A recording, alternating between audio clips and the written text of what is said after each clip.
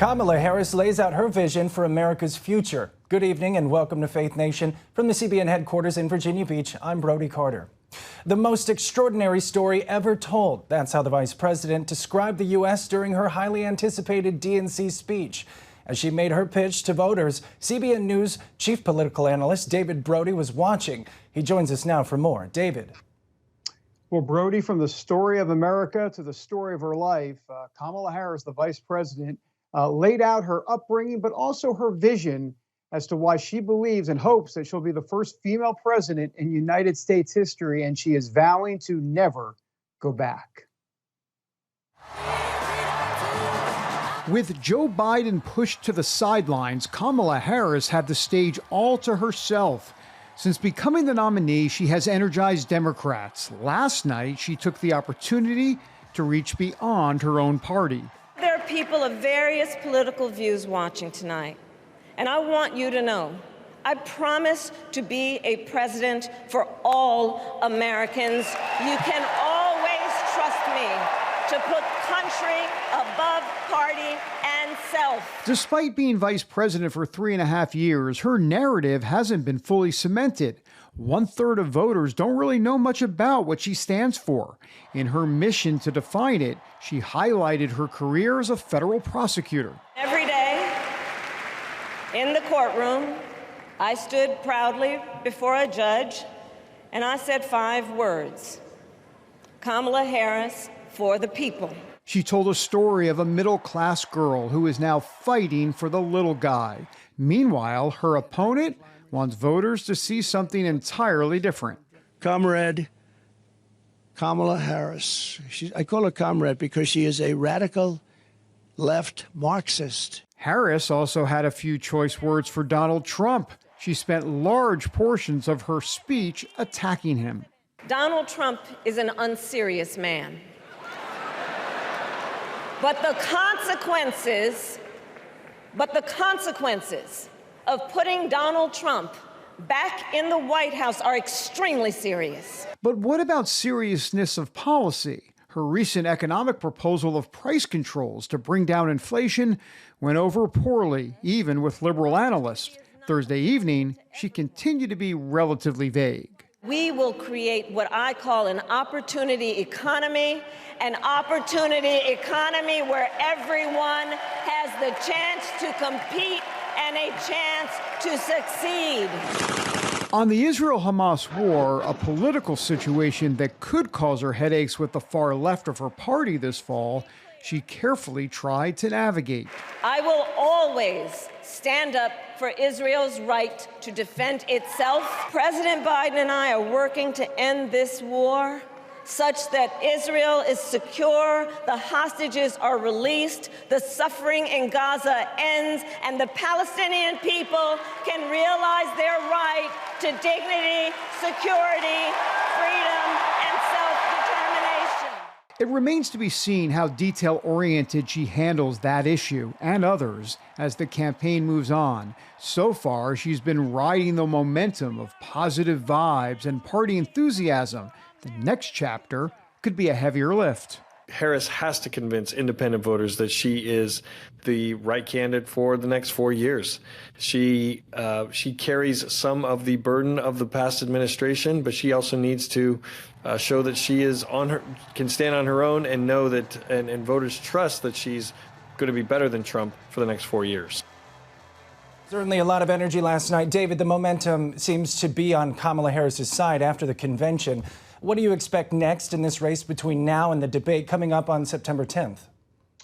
The question for Kamala Harris now, Brody, is will she do a press conference? Will she do an interview before September 10th? I think we watched that as one of the contours as it relates to her. As it relates to Trump, it's always been the same with Trump. Will he stay on message? That has always been the open question. Those are the two things that we at least look at before September 10th, which of course will become one of the biggest days, if not the biggest day in this race, the debate. Well, how is the Trump campaign reacting to the convention and Harris's speech, and what are they doing to try to get attention focused back on them? Well, they're going to continue with the Comrade Kamala stuff. The Kamala is for communism. That's pretty clear. But beyond that, after the speech, they're making the argument to say, look, What are you talking about? You're the vice president of the United States. You and Biden could have done X, Y, and Z, whether it be on the economy or immigration, on crime, inflation, and you did. And look at the disasters. So their point is like, don't tell me what you're going to change. Why don't you go back to the White House and do it now? And I think it could be pretty effective.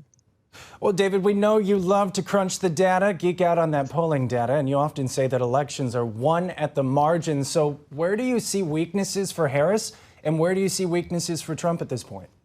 Well, for Harris, she's behind Biden at this point on building that coalition that won Biden the presidency in 2020. Now, it might not be that coalition that she built. She could build more of an Obama-type coalition where the electorate looks different. But right now, she's behind Biden's numbers on Hispanics, on blacks, black voters, and also on men.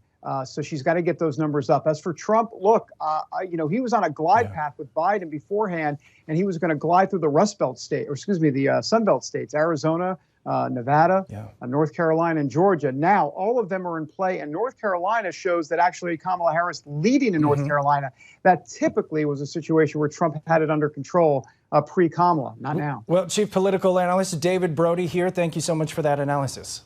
You bet. Gun violence victims were highlighted during last night's convention. When we return, my colleague John Jessup brings us special coverage on the school shooting epidemic in America. Welcome back. In 2023, tragedy struck Nashville. A former student opened fire at a Christian school, killing 6 people, including 3 students. It devastated the community. Despite the pain, though, one group of parents is turning their heartbreak into action. CBN's Charlene Aaron has that story. While memories of the Covenant school shooting continue to linger across Nashville, one group of parents is turning their grief into a tangible action plan to keep schools and students safe. Let's go! Body cam video shows Nashville police entering the school, racing toward gunfire to confront and take down the shooter, Audrey Hale. In the end, the shooting left 3 Covenant students and 3 staff members dead. Mary Joyce and Melissa Anderson, whose children attend the school, recall the day. The feeling of complete helplessness on that day and trying to do anything to get to my child. They could hear all of the gunshots, and the children, some of them, one grabbed the Bible and started praying. In their minds, as they waited in that moment, hearing what was going on around them, they were preparing to be next. Their kids still feeling the trauma a year later. My 9-year-old, now 10-year-old, she just turned 10 a couple weeks ago, doesn't sleep in her own bed yet. She still has nightmares. She is angry during the day over little things, and that's not our child. I don't know how to parent that. Anderson says her son, a 4th grader at the time, refuses to open up about what happened. That is heartbreaking in itself because I don't want what he experienced on that 2nd floor to be locked up inside of him. Covenant father of 3, Brent Leatherwood. We now know that that evil that day came very, very close to 2 of our children. And that's hard to live with. A bond these parents all share. That grief really came over me in a wave a few weeks ago when I was sitting down with another mother in her home, and we were talking about what had happened. Our children were together that day, and just the emotions that I hadn't seen, because I try to hold those back when I'm in public. Those emotions came over me, and I was just angry that I have to live this life. I'm angry for our community. That anger now the driving force behind a push for gun law changes and safe schools nationwide. Last August, Tennessee Republican Governor Bill Lee called a special session to address the issue. We say, look, we are conservative Christian families who, I myself am a gun owner, our families are gun owners, and we own guns, yet we want safer gun laws. Those two can coexist. And we believe what we're asking is in line with the Second Amendment. No meaningful legislation passed in the special session. With nearly 350 U.S. school shootings in 2023, she argues the inaction sends mixed messages to kids. Children, we are going to send you to school to learn and learn about our country. But wait, you might die today. And this classroom that you're learning in and your desk might be blown to shreds. And you might be in a war zone. And some of your friends might die, and you may die. Leatherwood, former executive director of the Tennessee Republican Party and Southern Baptist Convention leader, says the shooting has deepened his faith. So I don't want to say I'm in the same shoes as Job, but I think I'm asking some of those same questions that Job was. And I think that's okay, because I think our God is big enough to handle our questions. He also calls for urgent action. This is a place where I personally helped as a staff member usher through significant pro-life legislation. I think if we want to be consistent with that pro-life ethic, the same energy and earnest action that we do on behalf of that vulnerable child in the womb, we need to also do for that vulnerable child in the classroom. While Covenant students have been attending classes off campus, plans are to reopen the building. As Easter approaches, many hold on to the hope of the gospel. I ultimately pray for healing. I hope that we show witness to other communities that there is healing and there is also purpose in the pain, and that a beautiful thing can come out of what happened in such a horrible, tragic situation. Charlene Aaron, CBN News, Nashville, Tennessee.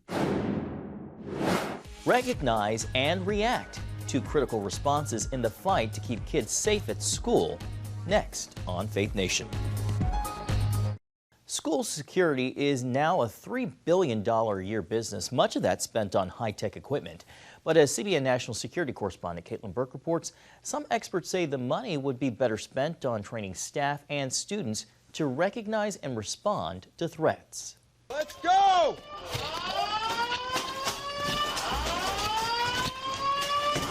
Metro Police! As school shootings become almost commonplace on the evening news, children, parents, and officials find themselves struggling with how to keep schools safe.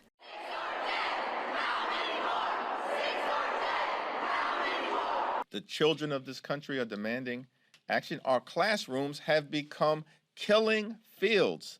Is that acceptable? I don't think one piece of legislation solved this. We got to deal with mental illness. School security has grown to a $3 billion industry, with investments in everything from video surveillance technology to bulletproof doors and electronic locks. And while technology is important, experts say it likely would not prevent the next attack. When people are the problem, people are always going to be the solution. Jimmy Graham is the CEO and founder of Able Shepherd, an elite active shooter training program in Denver, Colorado.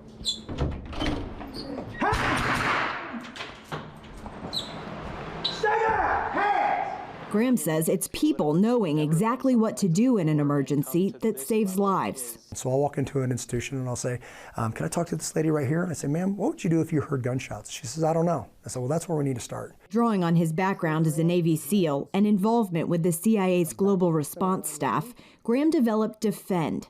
The acronym stands for Defense, Evacuate, Fortify, Emergency Medical Aid, Notify Others, and Dial 911. A strategy based on international safety protocols. There's an unbelievably efficient model for protecting our diplomats overseas, but not our children. Right? So why is that? Because it's the same model. That model, what I've done is I've scaled it and said we don't need, some of this stuff is not applicable, but to bring that back home and place the principles, here's a defensive principle. To get to them, you have to go through me. Able Shepherd also provides training for those likely to respond to active shooter situations, whether that be an individual, a security team, law enforcement, or even faculty.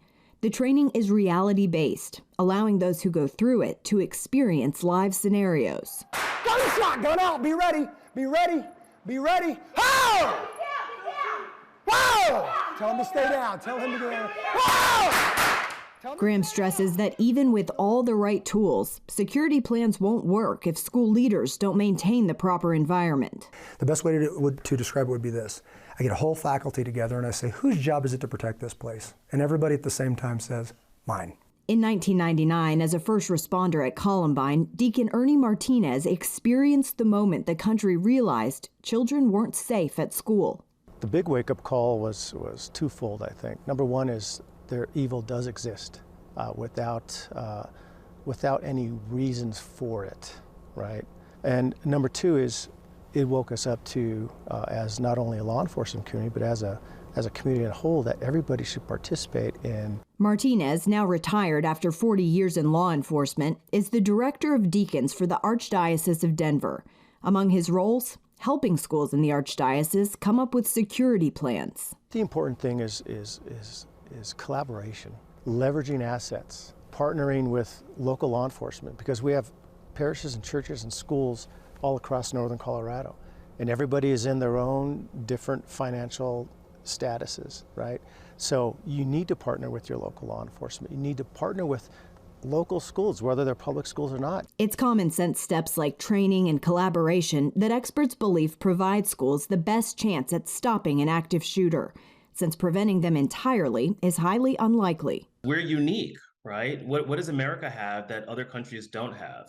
Two things. One, a Second Amendment, and two, more guns than people. By most accounts, there's over 450 million guns for just over 300 million people. Back in 2016, research from Johns Hopkins University found even the highest priced technology did nothing to help stop mass shootings. Researchers writing, quote, "There is no universal school safety solution. No one technology will solve all school safety and security issues. The sheer number of schools and school districts across the country, with different geography, funding, building construction and layout, demographics, and priorities, make each one different." What does school safety look like in our country? It looks as bad as Uvalde and as good as Tennessee, and everything in the middle. Former D.C. Homeland Security Chief Donnell Harvin says it's important that people keep talking about school security, even after the news cycle moves on. Many people are apathetic and have given up, and many people are desensitized.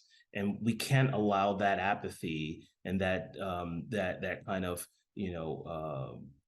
mindset to take hold of the fact that the next shooter is planning and there's kids in that classroom.